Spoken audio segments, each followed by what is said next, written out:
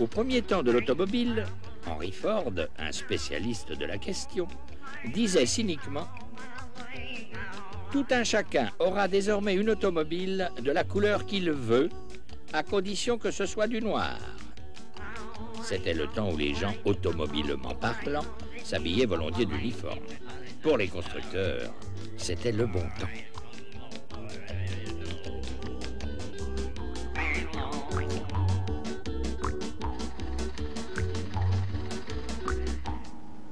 Mais les temps, justement, ont changé. L'Homo automobilus peut, dans un même modèle d'auto, choisir entre 12 couleurs, 3 types de caisses, 6 moteurs,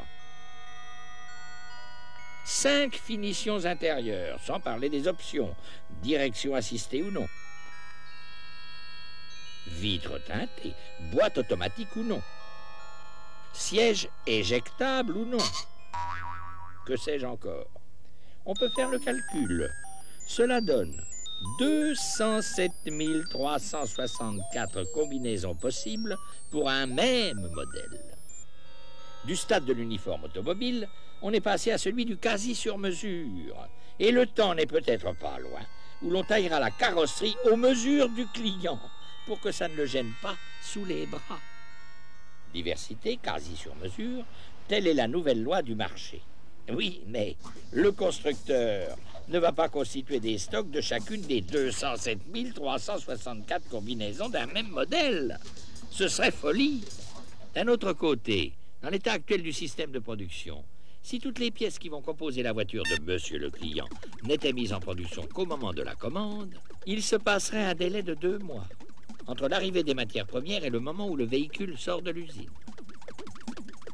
À quoi il faut ajouter un délai de 2 semaines pour lui livrer effectivement son auto. Ceci, évidemment, est inacceptable pour le client. Il ne veut pas attendre. Il lui faut son auto au plus tôt. En résumé, pour satisfaire nos clients, il faut produire un véhicule de qualité, répondre aux demandes diversifiées, au prix de revient le plus bas possible, tout ceci dans des délais fiables. Tels sont les objectifs du plan Mercure. Premier objectif, réduire les délais. Oui, mais comment? Traditionnellement, le constructeur anticipe la demande client. Il fait des prévisions, met en route des programmes de fabrication, des campagnes. Il constitue des stocks d'éléments. Mais les commandes réelles ne correspondent jamais aux prévisions. Si on prend en compte toutes les variantes possibles, caisse, moteur, finition, couleur, etc., on s'aperçoit qu'on n'a pratiquement aucune chance de résoudre le problème des délais par la méthode traditionnelle des prévisions et des stocks. Le schéma qui s'impose à l'esprit, c'est de ne démarrer la fabrication des pièces qu'à la réception de la commande. Ne fabriquer que les pièces du puzzle nécessaire. Pas une de plus, pas une de moins. Mais ceci n'est possible que si le délai de production est inférieur au délai de livraison. C'est-à-dire qu'en ce qui nous concerne, il devrait passer de 2 mois à moins de 2 semaines. Est-ce une utopie? Certains de nos concurrents en sont déjà là. Réduire les délais de production de 2 mois à 2 semaines, certains répondront « Il suffit de faire tourner les machines 4 fois plus vite. » Non, les choses sont plus complexes. Si on analyse de près le processus de production, on s'aperçoit que les éléments passent plus de 95% du temps à attendre et 5% seulement à être transformés et usinés. Un vilebrequin qui passe à peine 1 heure entre les mains des machines passait 9 jours au total en attente multiple entre les opérations avant vérification, dans les transports, etc. Si l'on veut être efficace, c'est donc bien sur ces 95% de temps mort que doivent porter d'abord nos efforts, pour, dans l'idéal, les réduire pratiquement à 0. Donc, ramener les stocks d'encours à 0. Comment faire pour réduire ces temps d'attente? Premièrement, il faut supprimer les aléas. Mesdames les machines, d'abord, sont sujettes à des stress, des malaises. Autrement dit, elles tombent en panne, au moment bien sûr où on s'y attend le moins. Les stocks s'accumulent en amont. Solution évidente, atteindre zéro panne en appliquant la méthode Citroën de maintenance. Les machines sont aussi sujettes à des dérèglements. C'est-à-dire que si les tolérances admises pour une pièce sont de l'ordre de 10 centièmes, Madame la machine peut avoir la fantaisie de vous sortir des pièces à 20 centièmes près. D'où nécessité de contrôle à la sortie. D'où stocks en attente d'être contrôlés, recyclés pour rectification, ou tout simplement mis au rebut. Perte sèche. La solution: appliquer les méthodes pour arriver à zéro défaut. Deuxièmement, pour réduire les temps d'attente, il faut aussi organiser la production juste à temps. La machine n'est pas souple. Supposons qu'elle soit en train d'emboutir des éléments de type A. Si on veut qu'elle sorte des éléments de type B, lui changer son outil va demander 2 heures.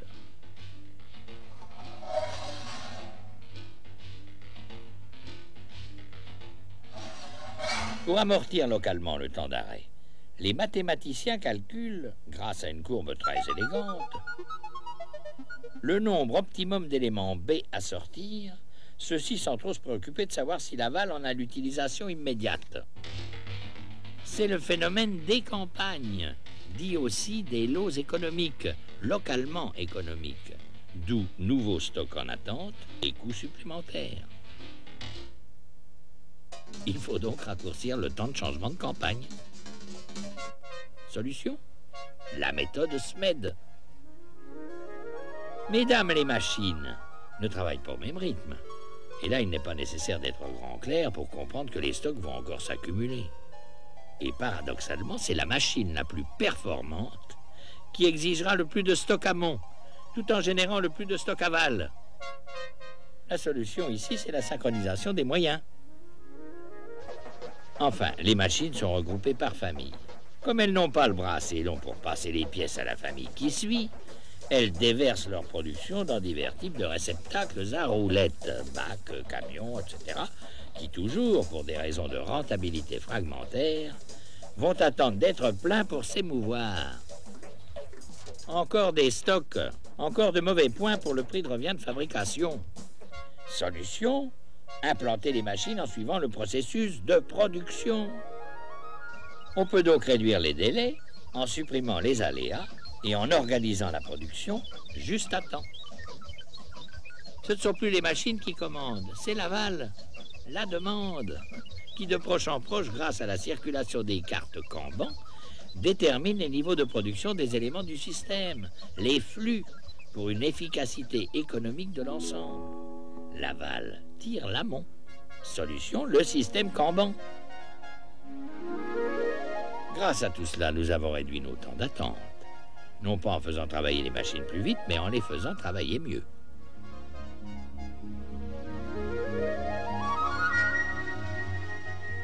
Deuxième objectif, réduire le prix de revient. Là, nous avons déjà fait une partie du chemin, puisque nous avons déjà éliminé les pannes, les défauts, les stocks d'encours et les transports. Toutes choses qui coûtent cher sans apporter de valeur ajoutée au produit. Tout ceci ne concerne que les machines. Maintenant, quelles sont les solutions Mercure lorsque c'est l'homme qui crée la valeur ajoutée? Primo, il faut l'aider à faire zéro défaut. Pour cela, la conception doit être telle que le montage soit simple. Il faut que les pièces qui arrivent à l'assemblage respectent les spécifications.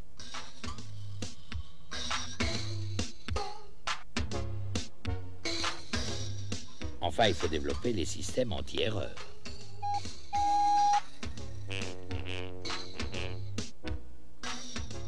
L'autre solution Mercure, c'est l'analyse du poste de travail. il faut d'abord le rationaliser. En particulier, supprimer les gestes et les efforts inutiles. Il faut concevoir des mécanisations simples.